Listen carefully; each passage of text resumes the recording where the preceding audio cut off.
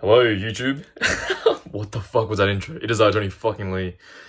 One thing I've been thinking about recently is how I've been able to stay consistent for so fucking long now. And for so long, I've been pretty consistent for actually, today's been a month since I've really picked up my shit seriously again.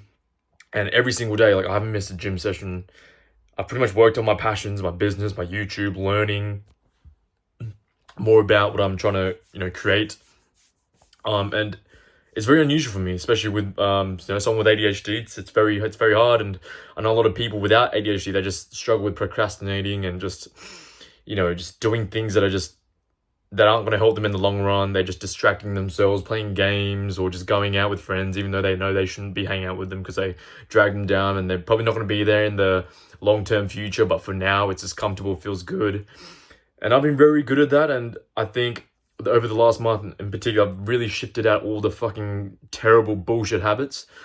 And I've been able to just solely focus on things that I know are good for me, and that I know if I just focus on, chip away slowly every day, that in a year's time, next year, I'll definitely have what I really want. And I wanted to just maybe share a few tips for you guys as well, for someone who's struggling just to fucking stay consistent. Maybe in your perspective, a month is a fucking long time for you to stay consistent at something. And I totally agree. I understand how you feel if that's the case. And I think the biggest step, or the first step I probably took that's helped me so far, is just breaking down big long-term goals into shorter goals. I'm not sure if I mentioned this before, but I'll mention it again. I hate those New Year resolutions. This year's almost over, and you're gonna see there's people just talking about New Year's resolutions, what they're gonna fucking hope to achieve, and you never hear them talking about it again, do you? Because it never really happens. And for me, I've always done that and never achieved what I really wanted, except for maybe this year. But what's helped me right now to just stay consistent and to just slowly chip away at my goals, work towards them, is by not having big future goals. Where do you see yourself in 2, 5 years, 10 years time? That's great and all. You should have some sort of vague direction, but you can't control that. What you can control is what your day's gonna look like today, what your day's gonna look like by the end of the week. So I love breaking down these big goals into shorter goals. For example, if your goal by the end of next year is to have $50,000 saved, let's just say that's your goal. Then instead of thinking how do I get $50,000? I need to have that. You put that on your whiteboard. Zero currently, $50,000 is a goal. Your goal should be, how do I get my first $10? Oh, well, that sounds pretty easy, right? Then do it. The fact that you can do that, it's achievable, gives you a small positive boost. And then you work your way up. You don't just fucking strive for 50,000 straight away if you've never even owned 10,000 before. You've never owned 5,000. Try and work on getting 100 first, then a couple hundred, then 500, then 1,000. Then we can start talking about the big boy numbers. But with me personally, my goal, it always used to be I want $10,000 a month. I want to have X amount of subscribers. Instead of thinking in those terms, how am I going to get there? You break it down bit by bit. Okay, if I want 10,000 subscribers by the end of next year, how am I going to get there? That means realistically, I want around, X amount of subscribers per month. And then you break it down. And you break it down not even by the goals or the numbers, but by the actions that are going to require, that are required to get your first subscriber. Instead of thinking about 10,000, it's going to overwhelm you. You're going to be motivated the first few days, but it's not going to be achievable because you're not getting any positive reinforcement. That's such a powerful thing, a reward, an instant, something that's going to keep you motivated, to keep you going, to fucking feed the flame.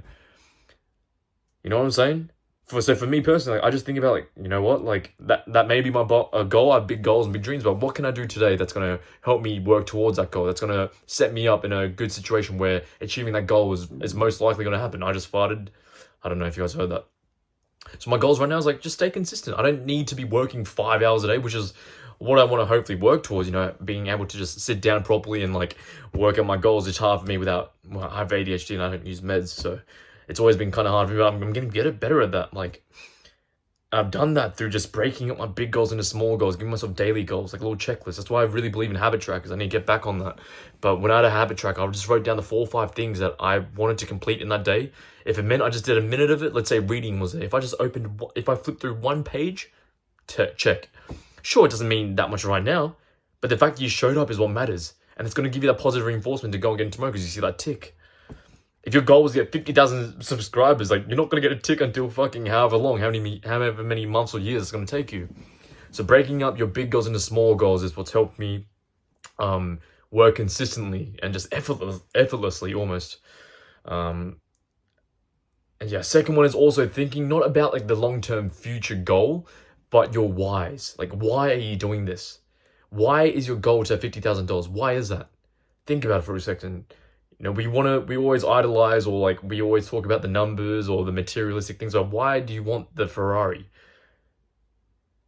Why do you want to leave your family's home, of your parents' home, and have your own place? Why do you want to have your own house? Like, why is it that you want these things? Think about it for a second.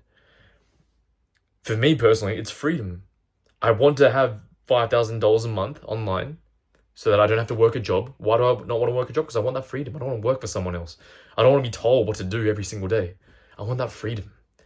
And so whenever I think about freedom, I always picture myself in some exotic island, sunny, just a day's work of me just on the laptop, a couple of hours, have a few coaching calls, work on my business, make sure my staff are doing their jobs, train them up, have a good working environment with my staff, go to the gym at like 10 in the morning, have some good fucking warm Thai food. Like, I just did it then. Visualization, but visualizing your whys, the actual end goal, not like the materialistic thing. Because that, like, 50,000, like, what's 50,000 subs going to do for you? Not really, but like, if you understand why you want that, if that's what you constantly remind yourself with, it's going to help you in the long run so much. It's going to keep you going. It's another way to keep feeding the fire, fueling the flame. So yeah, breaking your goals down to small goals and just thinking about your whys, not the materialistic numbers or whatever, just the actual deeper things behind what keeps you like going. So for me, yeah, just breaking down my goals. So it's like, okay, just as long as I just work on my videos, if I make like a Instagram reel, or if I script a video out, like any sort of action I do that is going towards that big goal, towards my why, then I'm happy, then I'm content. And now I'm just generally in a positive mood, a better mood. Even when I'm not working on my goals and tasks, like I feel content because I know, yeah, you know, I didn't do too much, but I still did the most I could. I still showed up. That's all that matters in the day.